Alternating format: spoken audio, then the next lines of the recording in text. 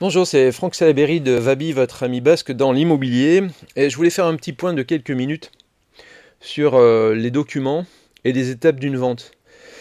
Euh, alors bon, si vous essayez de vendre en solo, ce que vous pouvez faire, même si je vous le déconseille, mais si vous voulez le faire, il faut quand même que vous prépariez, il faut faire votre DPE, hein, diagnostic de performance énergétique, ça c'est la loi.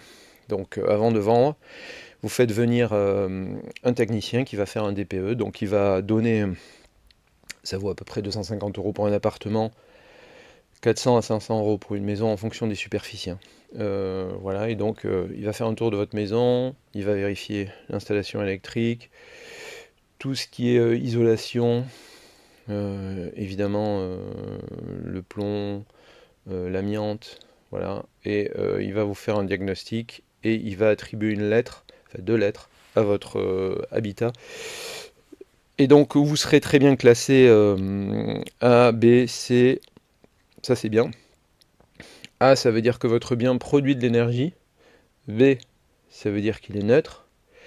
C, ça veut dire qu'il en consomme un peu, que ça reste très raisonnable. À partir de D, ça veut dire qu'il en consomme plus que la moyenne. E et F, à partir de E, il va falloir que vous fassiez un audit énergétique. Voilà, un audit énergétique, c'est que là, c'est un autre technicien qui vient. Là, ça coûte autour de 800 euros. Il va faire le tour de votre bien et il va vous dire voilà ce qu'il faut faire pour que votre bien ne soit plus énergivore. Et donc là, il va vous donner des conseils en termes d'isolation et souvent en termes de changement de système de chauffage, en vous conseillant en général d'installer une pompe à chaleur ou RO, c'est-à-dire vous gardez vos radiateurs à eau et la chaudière produit de la chaleur, enfin de l'eau chaude qu'elle envoie dans vos radiateurs, ou RR, c'est-à-dire qu'on prend de l'air de l'extérieur et puis on le souffle à l'intérieur. Voilà, globalement c'est ça. Donc vous avez fait votre DPE et ben, là vous allez faire les visites vous-même, donc vous allez mettre votre annonce en ligne. Vous allez prendre des photos, vous allez mettre des annonces en ligne, on va vous appeler, on va vous appeler, on va vous appeler. En général, c'est pour ça qu'on prend un agent immobilier, parce qu'il sert de bouclier, c'est nous qui gérons les appels. Vous allez faire vos visites, vos visites, vos visites, et puis après, ben, vous allez, je vous conseille de prévenir votre notaire en amont en disant on va vendre le bien, comme ça, ben, déjà, le notaire est prêt, et ensuite, ben, une fois que vous avez une offre, vous rédigez une offre. Là, c'est vous qui allez le faire si vous êtes en solo, sinon c'est nous qui le faisons. Et à ce moment-là, on signe l'offre et après on va chez le notaire. En général, entre la signature d'une offre et l'établissement d'une promesse de vente ou d'un compromis, il y a à peu près 3 semaines en moins, en fonction de la période de l'année et des agendas des notaires. Là, vous allez signer un compromis ou une promesse de vente. La différence est subtile, mais elle existe. Je ferai une vidéo d'ailleurs sur la différence parce que c'est un petit peu technique, ça va prendre du temps.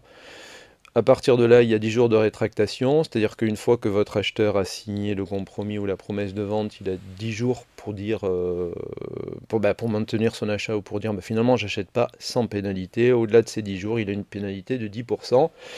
Et le jour du compromis, en général, il devra laisser 5% en séquestre, justement, donc la moitié du prix de son caprice. Voilà.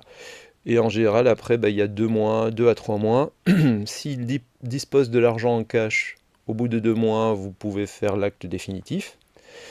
Et s'il a besoin d'un crédit, en général, ça prend un mois de plus, donc 3 mois. Voilà. Donc en termes de documents, le DPE, si vous passez par un agent immobilier, vous signerez en mandat. Pour signer en mandat, vous avez juste besoin du titre de propriété et de vos pièces d'identité, puisque les mandats sont tous classés voilà, légalement. Donc on a besoin de votre pièce d'identité et de votre titre de propriété. Et le mandat, globalement, c'est un contrat entre vous et votre agent immobilier qui est mandataire, que ce soit une agence ou parce que souvent les agences vitrées appellent les indépendants des mandataires comme si c'était méprisant, mais en fait on est tous mandataires.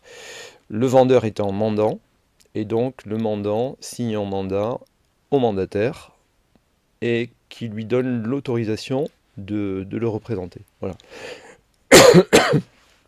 Et il faut savoir que d'ailleurs dans les agences vitrées, qui souvent égratignent les conseillers immobiliers indépendants, au sein des grands, même des grands réseaux d'agences, ce sont des gens qui sont en auto-entrepreneur et qui ont un statut d'agents commerciaux, quoi. Voilà, qui ont exactement le même statut que les gens qui le critiquent. Voilà.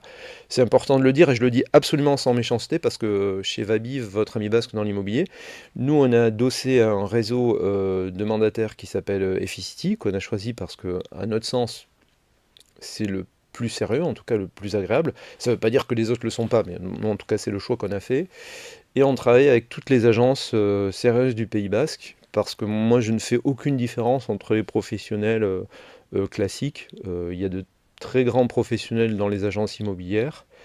Il y a de très grands professionnels chez les indépendants. Voilà. Et bah, les gens professionnels sont professionnels et les gens qui ne le sont pas ne sont pas professionnels, qu'ils soient indépendants ou qu'ils soient une agence immobilière. Voilà. L'avantage de l'agence immobilière, c'est que voilà, les grands réseaux nationaux que je ne vais pas citer, mais vous les voyez, ils font beaucoup de publicité sur les abribus et ils sont très présents, ils s'implantent beaucoup dans les villes, c'est que ça donne de la visibilité. Voilà. Mais aujourd'hui, dans les faits, 95% des gens qui veulent vendre ou acheter passent par Internet. Donc la probabilité, si vous voulez, quand vous vendez un bien au Pays Basque, la probabilité que l'annonce de votre bien, qui est dans la vitrine d'une agence vitrée, soit vue par votre acheteur, qui se trouve peut-être à Lyon, à Marseille, à Annecy, à Nancy, bon bref, ou à Lille, ou à Toulouse, elle est très faible. Donc en fait, la vérité, c'est que tout le monde passe par Internet et tout le monde passe principalement par deux gros sites, c'est Le Bon Coin et Se Loger.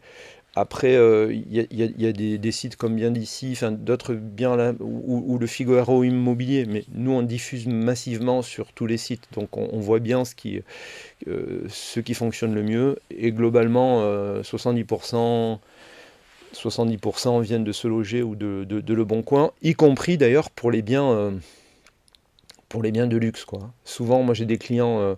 Alors moi j'aime bien les cas difficiles, mais évidemment que je ne vais pas refuser une très belle maison de Chiberta euh, à 3,5 millions. Mais souvent, les clients, alors ce que j'appelle du gentil snobisme, me disent non, non, mais nous on a fait appel à telle agence spécialisée dans le haut de gamme. Bon, il faut savoir que même les agences spécialisées dans le haut de gamme, enfin je veux dire sur Le Bon Coin, sur Le Loger, vous avez aussi des biens à plusieurs millions d'euros. Et les gens qui cherchent des biens à plusieurs millions d'euros, ils vont pas forcément aller taper dans les agences haut de gamme, quoi. Voilà. Et encore une fois, je n'ai rien contre les agences haut de gamme, ce sont de grands professionnels, mais globalement, vendre un bien à 5 millions, c'est pas forcément plus difficile que de vendre un appartement à 100 000 euros. Ça ne s'adresse pas du tout. Moi, à titre personnel, je préfère travailler pour le grand public, la classe moyenne. J'ai aussi des clients très enfin, riches, entre guillemets, mais pour moi, un individu, c'est un individu, donc on ne fait pas de différence par rapport à ça, et chaque typologie de bien a ses logiques différentes, quoi. Voilà, donc l'important, c'est de faire un acheteur et un vendeur heureux. Euh, voilà, à mon sens, quoi. Voilà. Et d'ailleurs, c'est pour ça que les vrais agents immobiliers, en fait, c'est plutôt des gens très humains qui travaillent beaucoup et qui travaillent même plus pour l'argent, qui travaillent pour les gens, quoi. Voilà. Parce que quand quelqu'un vous confie un bien à vendre, c'est important d'honorer le contrat, justement le mandat qu'on vous donne, un peu comme un chasseur de primes. Voilà, on vous donne un mandat pour vendre un bien, vous êtes responsable de la vente de ce bien, et c'est une grosse charge mentale, parce que c'est vous qui gérez les appels des potentiels clients, et c'est vous qui représentez le client auprès des acheteurs. Donc quand on le fait bien, ce métier, c'est vraiment un métier de responsabilité, quoi. Voilà. En tout cas, chez Vabi, c'est comme ça qu'on le fait. Voilà ce que je voulais vous dire. Donc, bah, à très vite. Au revoir.